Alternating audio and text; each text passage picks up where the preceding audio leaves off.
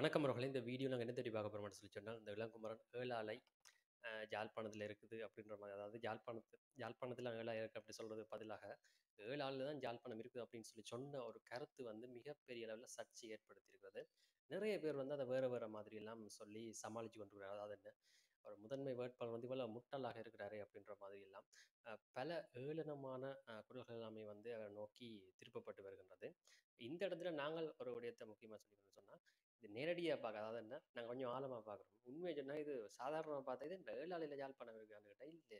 அப்படி இல்லை தானே அப்படின்ற மாதிரி தான் இருக்கும். யாழ்ப்பாணத்துல ஏழாலை இருக்குது அப்படின்ற மாதிரி தான் இருக்குன்னு சொன்னா, ஏழாலை சின்ன இடம். யாழ்ப்பாணம் என்ற பொதுவான ஒரு பேர் எல்லாத்துக்கும் அப்படின்னு சொல்லி சொல்லி தான் நினைப்பீங்க. அதனால அங்கதான் இளங்குமரன் வந்து நிற்கிறார். ஏன்னு சொல்லி நான் தான் ஒரு மிகப்பெரிய அணு விஞ்ஞானி, ஒரு பிரபஞ்ச குவாண்டம் பிசிக்ஸ் எல்லாம் படிச்ச ஒரு நபர் அப்படின்ற வந்து ப்ரூவ் பண்ணியிருக்கார். உங்களுக்கு நாங்கள் உதாரணமாக அதை சொல்லிக்கொள்ளலாம். இந்த பிரபஞ்சம் வந்து ஒரு சின்ன ஒரு புள்ளியிலேருந்து தான் வந்து இவ்வளோ, இப்போ நீங்கள் காண்ற இடம் எல்லாமே வந்து ஒரு சின்ன புள்ளியிலேருந்து வெடிச்சு தான், பிக் பேங்ன்ற தியரி படி அதுலேருந்து வெடிச்சு தான் எல்லாமே உருவாகினது. அப்போ அதுல இருந்து என்ன அர்த்தம்னு சொன்னால், சின்ன அந்த புள்ளி தான் இவ்வளோ பெருசாக விரிவடைஞ்சு கொண்டே போகுது. அதுக்கு பிறகு அந்த காலமும் நேரம் இடம் வழி எல்லாமே வந்து உருவாயினு சொல்லி விஞ்ஞானிகள் சொல்றாங்க. அப்ப அந்த தியரி படி பார்த்தா வந்து இளங்குமரன் சொல்ற எல்லாமே வந்து சரி, 100க்கு 100 தான் சரி. ஆனால் மிச்சம் அவ்வளோ பேரும், அதாவது இளங்குமரனை வந்து நக்கலடிக்கிற அவ்வளோ பேரும் சொல்றது பிள்ளை. ஆனா பொது வழியில் எப்படி இருக்குன்னு சொன்னா மாறித்தான் இருக்குது. அப்படின்னா இளங்குமரன் சொன்னது பச்சை போய் இல்லை இது முட்டாள்தனமான ஒரு கருத்து அப்படின்ற மாதிரி, மக்கள் சொல்லலாம் சரி அப்படின்ற மாதிரி. இங்க உண்மையான ட்விஸ்ட் என்னன்னு சொல்லி சொன்னால், இளங்குமரன் வந்து இதை தெரிஞ்சு சொன்னார் அந்த இடையில. அதான் இங்க பிரச்சனை. இதே ஒரு விஞ்ஞானியா இருந்திருந்தா, இல்லை நாங்களும் இதை வந்து தெரிஞ்சு சரியா விளக்கத்துல சொல்றோம், இல்லை இது சரிதான் ஏன்னு சொன்னா எங்களுக்கு அந்த தியரி தெரியுது, அந்த அறிவு இருக்கிற அப்படின்னா அதை சொல்லிக்கொள்றோம். அதனால அங்க அவர் சொன்னது வந்து அப்படின்னு சொல்லி சொன்னால், டக்குன்னு ஒரு முட்டு.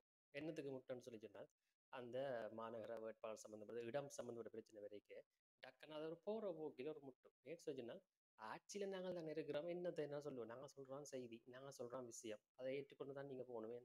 டக்குன்னு இங்கே நான் ஏதாவது மாறப்போதா இல்லை, அப்படித்தான் அவங்க வந்து நினைச்சுக்கொள்ளும். அப்ப அப்படி நிக்கிறதுன்ற அந்த அறியாமைன்ற இதுதான் வந்து பிரச்சனை. அதான் டக்குன்னு வந்து வாய் வருது. கொஞ்சம் கூட அதை யோசிச்சு சொல்லணும்னு சொல்லியோ இல்லது ஒரு பொறுப்பான இடத்துல இருக்கிறோம். நிறைய பேர் அதை பார்த்து கொள்வார்கள். அது பின்னுக்கு பல விதமான பக்க விளைவுகள், பின் விளைவுகள் எல்லாம் ஏற்படும் அப்படின்றபடி எல்லாமே வந்து எந்த ஒரு யோசனையும் இல்லாமல் தான் வந்து இதில் வந்து இவர் சொல்லியிருக்கிறார். இது தொடர்ச்சியாகவே வந்து இவர் இந்த மாதிரி தான் சொல்லி கொண்டிருக்கிறார். இதுக்கு ஒரு 2 காரணம் இருக்குது. ஒன்று வந்து அவருக்கு உண்மையிலேயே அவருக்கு எதுவுமே தெரியாம இருக்கலாம். 2வது விஷயம் என்னன்னு சொன்னா, எதையாவது சொல்லிட்டு போவோம் அப்படின்ற ஒரு அடிப்படை தெளிவு இருக்கு. அதாவது இந்த மக்களை பொறுத்த வரைக்குமே என்னத்தை சொல்லி என்ன, நாங்க சொல்றோம் விஷயம், அப்ப எதையாவது சொல்லிட்டு போவோம், இதை கேட்குறாங்க சொல்லிட்டு போவோம், வாயில வருது அப்படின்னு சொல்லித்தான் நடந்து வழி நம்மளோட நாங்கள் நினைச்சுக்கொள்றோம். இப்படியே கூட என்ன நடக்கும் அப்படின்னு சொல்லி பார்த்தால், உண்மையிலேயே நினைக்கிறோம்னு சொன்னா ஏதோ இனி 50 வருஷத்துக்கோ 30 வருஷத்துக்கோ இல்லை சாகும் வரைக்கும் நாங்கள் தான் இந்த பதவியில் இருக்க போறோம், இங்க எதுவுமே மாறாது நாங்கள் தான் அப்படின்னு சொல்லி. உண்மைதான். காரணம் என்னன்னு சொல்லி சொன்னால், ஒவ்வொரு காலம் ஆட்சியை புதுசா பிடிக்கிற கட்சிக்கு வந்து அப்படி ஒரு நினைப்பு வரும். இது இங்க மட்டும் இல்லை, உலகம் முழுக்க அப்படி வரும். ஆனா என்னன்னு சொன்னா, பழைய வரலாறு தான் உண்மையில வழிகாட்டி. ஏற்கனவே இருந்தாக்கள் வருஷம் முழுக்க, அதாவது என்ன போர் முடிஞ்ச 2009ல சிங்கள மக்கள் இருக்கட்டும் சரி, தமிழர்கள் இருக்கட்டும் சரி, எல்லாருமே சொன்ன விஷயம் என்னன்னு சொல்லி சொன்னா, மகிந்த குடும்பத்தையே நீ அசைக்கிறாது வாழ்க்கை ஃபுல்லா, நீ அவன் தான் பரம்பரை பாட்டன் பூட்டன் இல்லாம ஆள போறான், பேரன் பேத்தி இல்லாம ஆள போறான்ற மாதிரி சொல்லி கொண்டாங்க.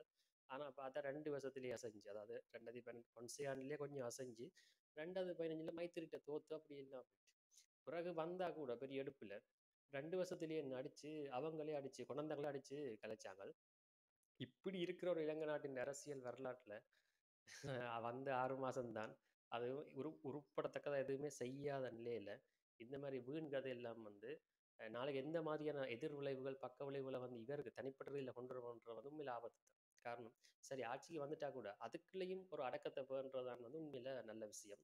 அதுதான் எல்லாருக்குமே உதவும். மற்றது மக்கள் சம்பந்தப்பட்ட பிரதிநிதிகள் அப்படி இருக்கிறதா உண்மையே நல்ல. நீங்க வடிவா பாருங்களேன், ஏன் கோட்டாவோ ரணில வந்து யாரும் அடிச்சு கலைக்கலன்னு சொல்லி சொன்னா, ரணில் அந்த இடத்துல வந்து சரியான கதையை தாங்க, இப்போ வீம்பு கதையே இல்லை, வேறு வேறு எதுவும் இல்லை. நான் ரணிலுக்கு ஆதரவானாலும் சொல்லி சொல்ல முடியாது. நான் சொல்ற விஷயம் சொன்னா, கோட்டா பாருங்களேன் என்ன சொன்னா பயங்கரமான வீம்பு கதையில் வரும். அப்ப அந்த வீம்பு கதையில் ஒரு அரசியல்வாதி கதையை கதைக்க மக்களுக்கு அது ஆரம்பத்தில் நல்லா இருக்கும். ஆனால் பிரச்சனை வந்து வெறுக்க வழி கிடைக்கும், அந்த வீம்பு கதையெல்லாம் வந்து ஞாபகத்துக்கு வரும். அங்கதான் பிரச்சனை. இப்ப எல்லாம் தங்களுக்கு தேவை, மக்களுக்கு நிறைய பேருக்கு உங்களோட தேவை இருக்க அவன் சத்தமுனா தான் இருப்பான். அதனால அந்த தேவையெல்லாம் நடக்காது, அல்லது உங்களால் அந்த தேவையெல்லாம் செய்ய இல்லாதன்ற நிலை வரைக்கும் தான் அவனுக்கு நீங்க உங்களோட வீம்பு கதையெல்லாம் ஞாபகத்துக்கு வரும். அப்பைக்கு தான் வந்து மிகப்பெரிய பிரச்சனைகள் வந்து வர்றது. அதை மனசுல வச்சுக்கொள்ளுங்க. இந்த பதிவின் நோக்கம் இந்த விஷயத்த வந்து ஏளனப்படுத்துறது இல்லை. நான் ஏன்னு சொன்னா, நாங்க நிறைய பேர் நாங்க பார்த்தோம், படிச்சாக்கள், டாக்டர்ஸ் எல்லாமே வந்து அதை ஏளனப்படுத்தி அந்த பதிவா போடினோம். 7 ஆள்ல யாழ்ப்பாணம் இருக்குதான்னு சொல்லி.